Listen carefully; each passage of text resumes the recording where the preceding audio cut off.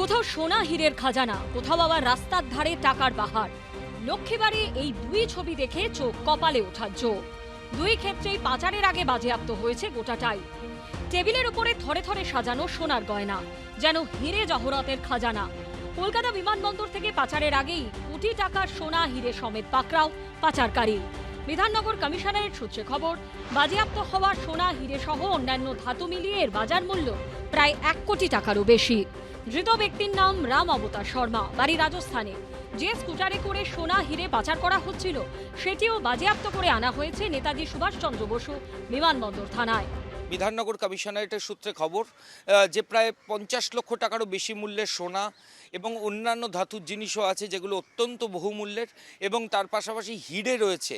এবং এই সোনা এবং হিরে অন্যান্য ধাতু মিলিয়ে টোটাল ভ্যালুয়েশন 1 কোটি টাকার অনেক বেশি, এমনটাই আপাতত বিধাননগর কমিশনারেটের তরফ থেকে বলা হচ্ছে। বুধবার সন্ধ্যাবেলা বিধাননগর কমিশনারেট সূত্রে খবর, একটি ডোমেস্টিক কার্গোতে বোঝাই করে কোটি টাকা মূল্যের এই সোনা হিরে নিয়ে আসা হচ্ছিল কলকাতা বিমানবন্দরে। কার্গো থেকে নামানোর পর স্কুটারে বোঝাই করে তা নিয়ে পালানোর ছক কষছিলেন ওই রিসিভার। কিন্তু মাঝপথেই সব পরিকল্পনা ভেস্তে যায়। কলকাতা বিমানবন্দরের 2.5 নম্বর গেটের কাছে আগে থেকেই ওত পেতেছিল NSCBI থানার পুলিশ। নাকা চেকিংয়ে স্কুটারটি দাঁড়াতেই শুরু হয় তল্লাশি। ব্যাগ খুলতেই উপচে পড়ে কারি কারি সোনা হীরের গয়না। হাতে নাতে পাকড়াও করা হয় অভিযুক্তকে। এখন প্রশ্ন, স্কুটার নিয়ে কোথায় যাচ্ছিলেন ওই রিসিভার? কোথা থেকে পাচার হয়ে ডোমেস্টিক কার্গো মারফত কলকাতা এসেছিল ওই বিপুল পরিমাণে সোনার উপর? গোটাটাই খতিয়ে দেখছে নেতাজি সুভাষচন্দ্র বসু বিমানবন্দর থানার পুলিশ। অন্যদিকে মালদার গাজলে রাস্তার ধারে দেখা গেল টাকার পাহাড়।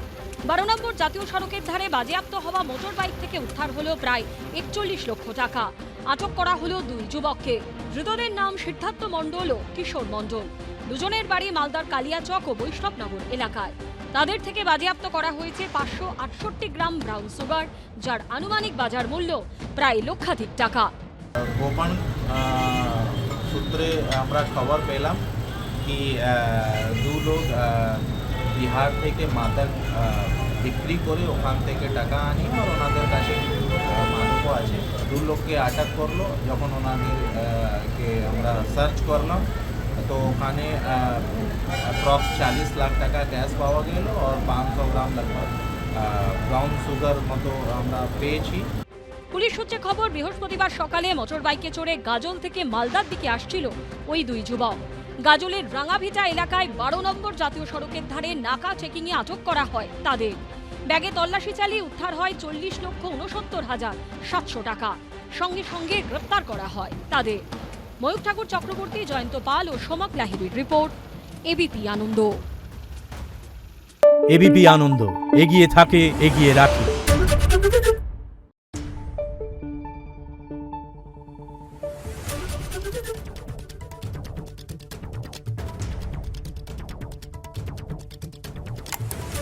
Thank you.